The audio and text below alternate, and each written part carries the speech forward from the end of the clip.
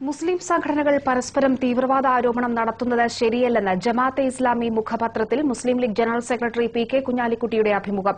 പരസ്പരം തീവ്രവാദ ആരോപണം നടത്തുന്നത് സമുദായത്തിനാകെ ദോഷമാണെന്നും ജമാഅത്തെ ഇസ്ലാമി മുഖപത്രമായ പ്രബോധനത്തിന് നൽകിയ അഭിമുഖത്തിൽ കുഞ്ഞാലിക്കുട്ടി വിശദീകരിക്കുന്നു. ഇന്ന് പുറത്തിറങ്ങിയ മാതൃഭൂമി ആഴ്ചപ്പതിപ്പിന്റെ പുതിയ ലക്കത്തിന് നൽകിയ അഭിമുഖത്തിലും ജമാഅത്തെ ഇസ്ലാമി അടക്കമുള്ളവരെ തീവ്രവാദികളെന്ന് മുദ്രകുത്തി ആക്രമിക്കാൻ ലീഗില്ലെന്നും കുഞ്ഞാലിക്കുട്ടി വിശദീകരിക്കുന്നു.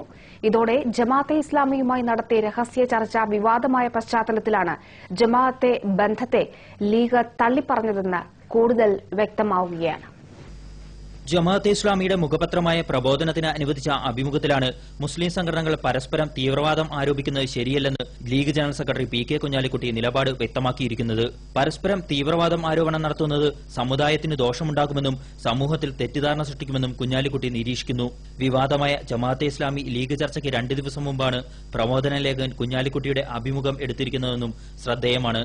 അതായത് വിവാദം ഉയർന്നുവന്ന പശ്ചാത്തലത്തിലാണ് ജമാഅത്തെ ഇസ്ലാമിക്കെതിരെ കടുത്ത നിലപാട് പ്രഖ്യാപിക്കാൻ ലീഗിനെ പ്രേരിപ്പിച്ചതെന്ന് ചുരുക്കം. ഇത് സാധൂകരിക്കുന്നതാണ് ഇന്ന് പുറത്തിറങ്ങിയ മാതൃഭൂമി ആഴ്ചപ്പതിപ്പിലെ കുഞ്ഞാലിക്കുട്ടിയുടെ അഭിമുഖവും.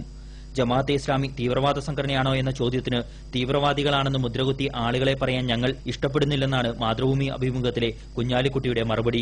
ഇന്ത്യൻ സാഹചര്യത്തിൽ തീവ്രവാദികളെന്ന് മുദ്രകുത്തി ആക്രമിക്കുന്ന രീതിക്ക് ലീഗ് തയ്യാറല്ലെന്നും കുഞ്ഞാലിക്കുട്ടി നിലപാട് വ്യക്തമാക്കുന്നുണ്ട്. ജമാഅത്തെ ഇസ്ലാമിയുടെ പ്രചരണ രീതികൾ തീവ്രവാദത്തിന് മുളയിടാൻ ഇടയാക്കിയിട്ടുണ്ടെന്ന നിലപാടിലേക്കുള്ള മാറ്റവും മാതൃഭൂമി അഭിമുഖത്തിലുണ്ട്.